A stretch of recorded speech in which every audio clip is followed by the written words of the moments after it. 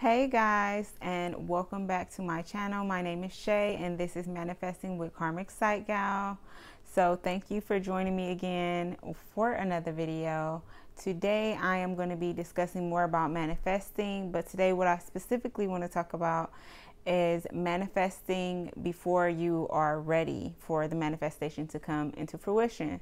So recently, actually, I had to take kind of a week off of recording for YouTube because I had a lot of stuff going on. I pretty much had an epiphany, and I want to tell you guys a story that led me to creating this video.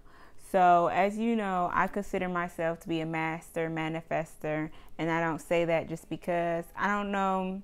I'm going to link this person below. Her name is Aycee Brown, and she is someone that is popular on Instagram. She created these different types of people, and the type of person that I am is called a manifesting generator. So I know that based off of one, I'm a Virgo, and then the different places on our chart, and then two, from experience of manifesting things and them coming into fruition so easily. I'm just a creator. That is the sign of Virgo. It's about creation, fertility, and I can easily manifest things.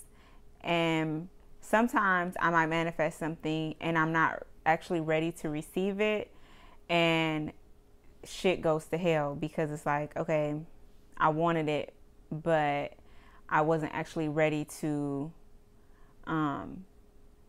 handle it, pretty much. So I haven't really talked much, I guess, about my personal self on the channel, so I'll just go by saying, like, you know, I'm 30 years old. All of my life I've pretty much moved around a whole lot.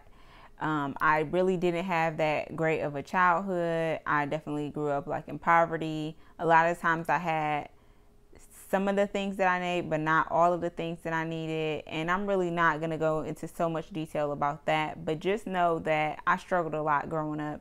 I struggled a lot financially. I struggled a lot with knowing who I am as a person. I struggled a lot fitting in because I'm just the type of person that really doesn't belong anywhere. I know that sounds crazy, but I am a life path 5. I'm a freedom seeker. So you can imagine, as a child, I've always been seeking adventure or seeking to go be somewhere else. And I guess, you know, I just didn't ever really believe in myself as a kid and growing up. And I went to cosmetology school when I was in high school, you know, like how some schools offer a program or whatever. And when I graduated school, I decided to join the Navy with my best friend.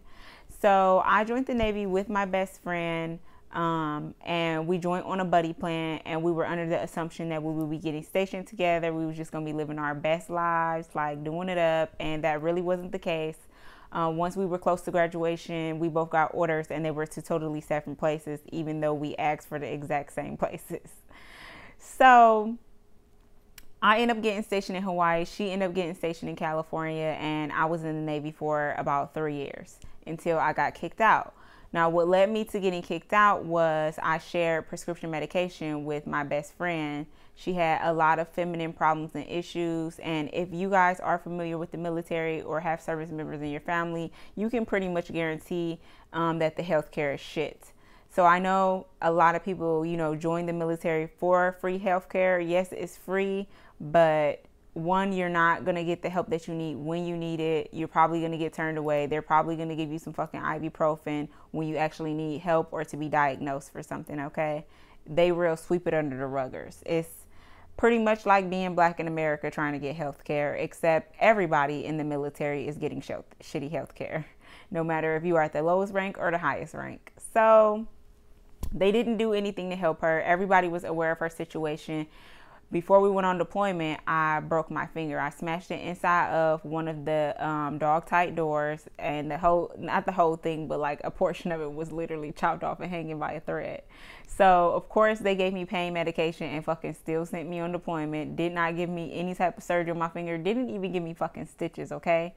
So I had this medication. I think I probably took it for a week, and then my chief told me, like, all right, you have to stop taking the medication because I was drowsy as hell at work, like falling asleep everywhere. So I stopped taking it. It was in my rack, and I didn't touch it again for months. And when my friend was in so much pain after month and not getting no help, I was like, girl, take this pill. Like, it's going to help you feel better, not thinking nothing of it. And it was oxycodone. So what happened, she popped on a drug test, and they accused her of drug abuse, like that she was taking them all the time, that she had probably got them from somewhere out in port or something, treating her like a fucking pill head, okay? And that wasn't the case. So me being the friend that I am and her being the friend that she is, she came, she told me about it. She didn't want to tell on me, and I was like, girl, just tell them what happened. Like, I'm an honest person. That's just who I am. So we both went and told our chain of command what happened, and they gave us an admin board, which means that we have to go in front of people, and they afford us a Navy lawyer, and we plead our case, and 3 people that are higher ups have to decide if you can stay in or not. So the decision has to be completely unanimous. They have to decide all together. All 3 of them have decided that you stay in. If even one of them say no, then you have to go. So that's what happened. There were 3 people on my board. 2 of them were men. 1 of them was a woman. And of course, the woman voted me out because women in the military are fucking bitches. That's besides the point. But I got out the Navy. And when I did, a couple weeks later, the guy that I was dating asked me to marry him. Neither one of us were really ready to be married, but I knew that I was going to go home back to Ohio since I got kicked out, and he was going to be staying in Hawaii. We both didn't think long distance was going to work, and I didn't think he was going to ask me to marry him. I had completely planned on moving back. I sent all my things back and everything, and then we wanted to be together, so we got married. Now, I was married for about 8 years or whatever, and I'm sorry, I'm like completely losing track. I was married for about 8 years, and eventually we just, I don't want to say we grew apart, because to be honest, we didn't have that much in common, but we were really great friends to each other, and a lot of things just changed in our relationship. I changed a whole lot. He didn't really change much, and we just were not matching up anymore. So eventually, we decided to call it quits. And when we did, I stayed in Illinois for a while, probably like a year. And then I just decided that's not where I wanted to be. So I moved out to Virginia, which my dad is like stationed out here. And, like I started over from scratch. And when I first got out here, I tried to like just do makeup. It wasn't taking off. So I was like, okay, well, I guess I don't have a choice but to get a regular job. So I did. I started working at Olive Garden.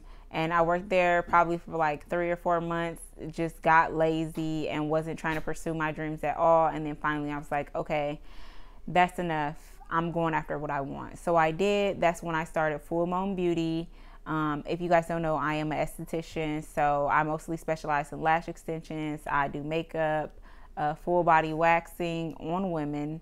And I also have spiritual services, which at this point in my life, I'm now trying to transition my business into completely spiritual business. I offer guided meditation, chakra healing,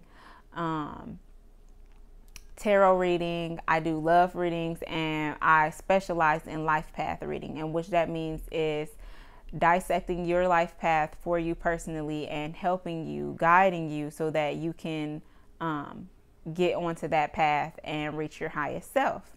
If you guys are interested in those services, I can do those remotely, so definitely hit me up. Besides that, so after a while, I started dating, and I dated a few people, like met people on apps or whatever. It was not going anywhere. And eventually I met this girl on a dating app, and she was real cool or whatever. We started talking, and pretty much we started talking and we never stopped talking. She just was so cool to me. We got along so well. It was like we were great friends. So eventually we started dating, and eventually I guess we stopped dating. So that's pretty much where I am at my point in life, and what I came to talk to you guys about, manifesting things when you're not ready. So I am a writer. If you guys don't know, I do have 2 blogs. One of them is archived. It's called the Brown Beauty blog, and that one is a lifestyle blog. It pretty much was my outlet when I was going through my divorce. How, just trying to navigate as a mom, as a woman. And I talked about all those things. And pretty much once that chapter was over in my life and I wanted to start dating, I decided to create Three Strikes, which is now my podcast, the Three Strikes podcast. Flirting, fucking, and fidelity. It's available on anchor.fm. And then you can also pull it up on Spotify and Google Podcasts. Please check it out. It's all about dating and relationships. And then we also talk about a whole lot of spiritual stuff too. So, sorry for the sidetrack again. Back to what I was saying. So, in my dating blog, I started out just talking about how do you heal through breakups, how, when you're ready to start dating again, what type of person that I want to date, what is my perfect match. And I literally manifested my ex-girlfriend. Every single thing that I wrote down and I said, this is what I want in my partner. Like, I can't make this up, that she was exactly that. Okay.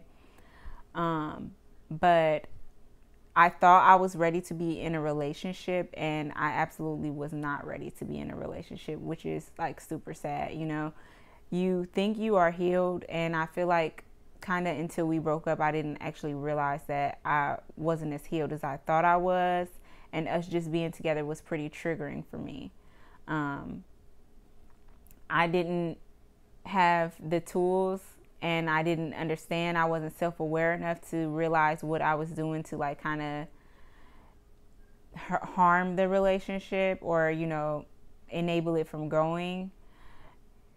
So I say all this to say, you when you ask for things, when you put energy out into the world, when you manifest things, you have to make sure like that you're actually ready to cultivate them, because manifestation is just basically, your dream for that. This is your want for it. But you have to really think about how it is that you are going to grow that manifestation to help you on your life path. A lot of times we try and manifest and ask for things that is not for us. And I just encourage you guys, when you are doing manifesting, when you're like scripting, doing visualizations, really talk to yourself and think about what you're ready for in your life. And when I say that, like, are you ready to be in a relationship? A lot of things I wasn't ready to like share finances. I wasn't necessarily ready to like move in with somebody. Things that, eventually happen in a relationship. I really didn't want that. I just wanted to be with a person and then still be myself. And I'm still coming to terms with all those things. But there's other things that you can manifest and you're not ready for. Like, say if you have a business and you manifest 10,000 clients, but you don't have the ability to create for all 10,000 of those clients, then you kind of fumbled your own bag because you manifested more than what you were ready for. Or say if you manifest a car and you do get the car, you're able to get approved for it, but you weren't ready in the sense of having your budget stretched out, having any savings built up in case anything bad happened, and then like say a few months your car gets repossessed because you weren't actually ready to take on the responsibility of owning a car. So I just kind of want to talk to you guys about that, because as somebody that manifests so easily, sometimes I even just think of something and it happens, and I actually didn't want it. You know what I mean?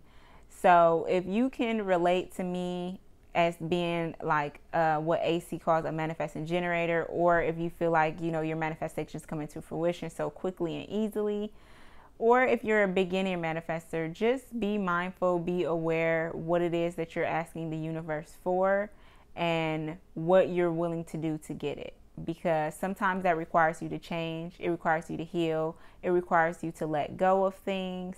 And if you're not ready to do any of those things, don't ask the universe for it, because you're just creating a missed opportunity for yourself.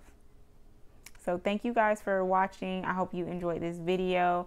Thanks for checking out my content. Make sure you follow me on Twitter at Karmic Sight Girl. Check out my cards at the Greeting Card Co. And also follow my other YouTube channel, which is the Three Strikes Podcast. It'll be linked below. Thank you guys. Have a great day.